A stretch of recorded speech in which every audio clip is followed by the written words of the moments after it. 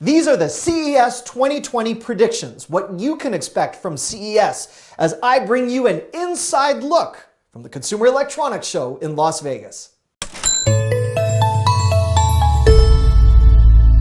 From 5G phones to flying cars, 8K TVs, and so many more things you need to know from CES 2020. Hello, I'm the YouTube deal guy, Matt Granite.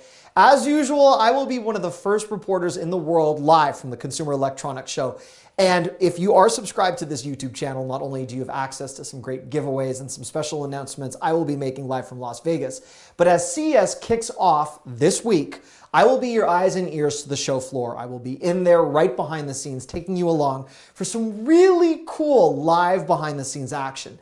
Now, before we set foot in the beautiful Las Vegas Convention Center, which is cramped beyond belief right now, I want to make sure you know, beyond the exhibitors and beyond the so-called headlines of Ivanka Trump being there and all of these other big names and many of the political things that are now taking place this year tied to CES, which is so bizarre, as a tech lover and someone who's obsessed with all of the new trends and, more importantly, how to use those trends in smart home tech in your world, this is what you can expect from CES.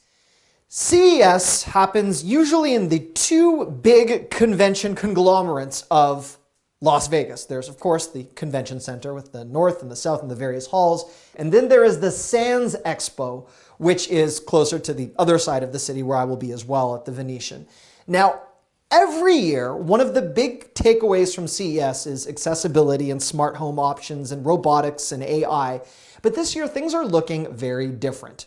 There's going to be much more of a focus on gaming than ever before and how to use various forms of AI in the gaming world. Now, in the central hall, this is generally where a lot of people gather, the big names, the Panasonics and the talking robots. This year more than ever, the robot prices of last year and the television prices of the year before, where the first 8K TV debuted, are now completely accessible for the modern day consumer. And if you watched me at CES last year, all sorts of robotic ping pong tables and things do return this year for 2020. But there's much more of a focus on the home, not these big, massive contraptions that you wouldn't otherwise be able to take with you. Robots are smaller. The pieces of tech that people are able to leave the Consumer Electronics Show with can all fit into your carry-on in some cases, in addition to the huge UB Tech robotics and some of the AI facial recognitions focus that, of course, we see every year. Last year, there was a debut in the smart urban home city and how cities could adopt smart home technology. This year, the focus shifts away from the city and more to your garage. So it's not just about flying cars and all of these futuristic contraptions.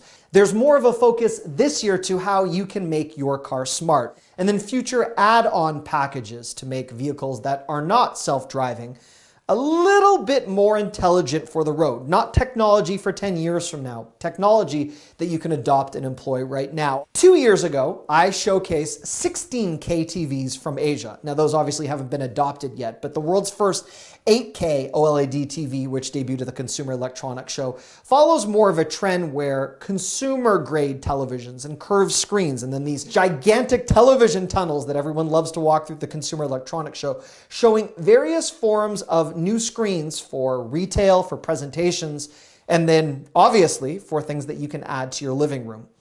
Things that have changed a lot at the Consumer Electronics Show, some of the smaller companies that you're typically seeing that present Bluetooth speakers and the headphones that many people can purchase are no longer present in the main convention center. It is so prohibitively expensive in many cases for companies to build these $100,000 booths that have all of the tech to attract the masses. We're generally seeing only the larger, huge brands taking up a lot of floor space in the main convention center. So this is different from years past where you could sometimes find some of the smaller companies. Now, Samsung, Panasonic, all of the companies that presented last year, Nissan, we're seeing that, of course, this year. In addition to the IBMs and the Delta CEO and all of the other very powerful people in the world of tech that we are expected to see, A-listers that include many influencers who know nothing about tech, who will just be walking around the Consumer Electronics Show to have their Instagram photos taken, is a little bit more of a phenomenon this year. Ivanka Trump will also take the stage to advocate on administration plans for employer-led strategies that invest in workers and creating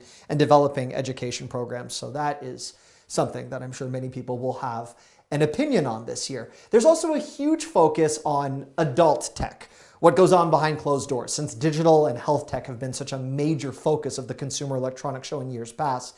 Many of those topics that are not so commonly discussed in public will be a massive focus at CES 2020.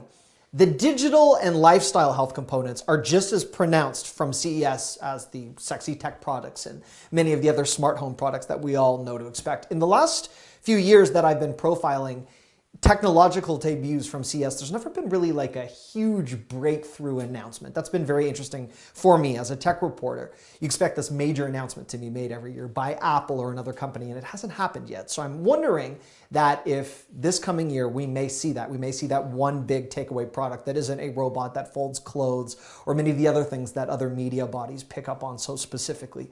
So that's what I'd like to see, that major tech announcement. Streaming wars will be a major focus of the Consumer Electronics Show. If you missed that breakdown I did a couple of months ago on the best streaming service, that video is still available. It was funny that in the day after I released that video, a lot of companies changed their prices.